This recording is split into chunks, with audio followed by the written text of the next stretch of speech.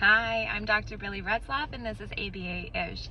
Probably noticed right off the bat this is a little bit of a different format than what I usually do.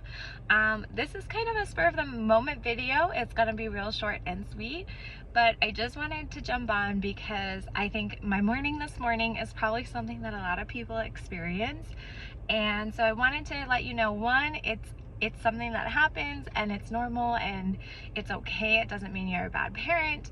And then also just kind of talk through how I handle these mornings when they happen.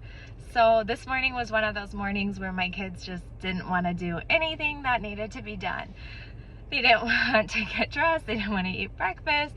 They both wanted to basically stay in bed this morning, but I had a training I had to get to. My husband had something that he had to get to. It's not an option. We had to get up and moving.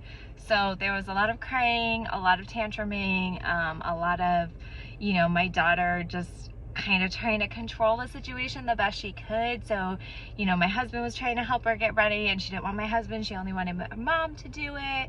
And then, of course, as soon as she wants mom to do something, my 1.5-year-old is going to throw a huge tantrum about that because now my attention is the most important thing to him.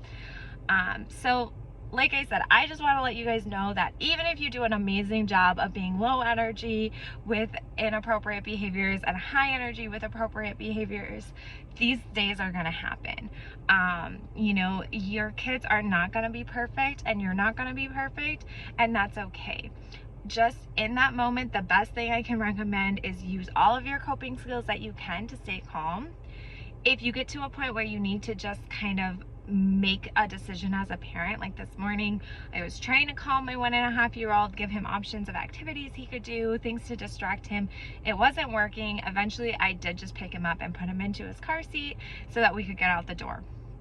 It doesn't feel good, to have a screaming, crying kid, but at some point it kind of became clear that we were too far into the cycle. He wasn't going to regulate. I was getting more dysregulated because we were going to be late, and so I just made that decision, put him in his car seat, and let's go. So I want you to know that's okay. If that's what you need to do, be safe and gentle with how you are handling your kids when they're upset. But sometimes we do, just as the parent, have to make that executive decision to go. The other thing that I wanted to quickly mention is, making sure that you try as best you can to not logic with a kid when they're in the middle of their tantrum.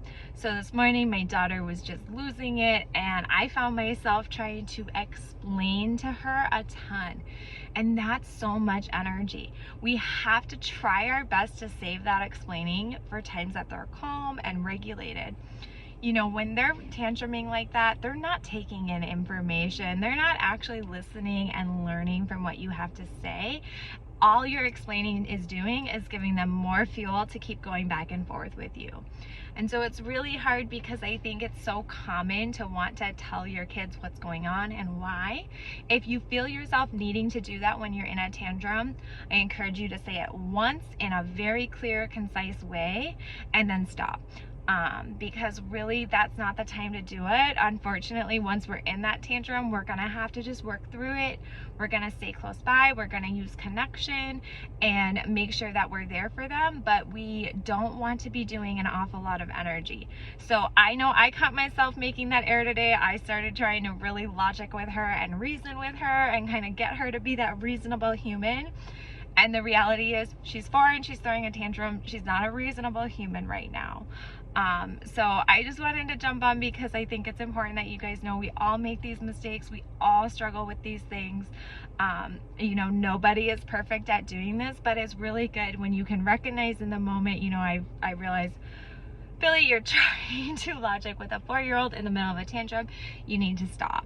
And so as soon as you realize that you're making the mistake, instead of being like, oh, well, I already did it, we're so far gone, that's a great time. I stopped, I took some deep breath, I actually went and got a really big glass of water, and I drank my water, and then I came back to it.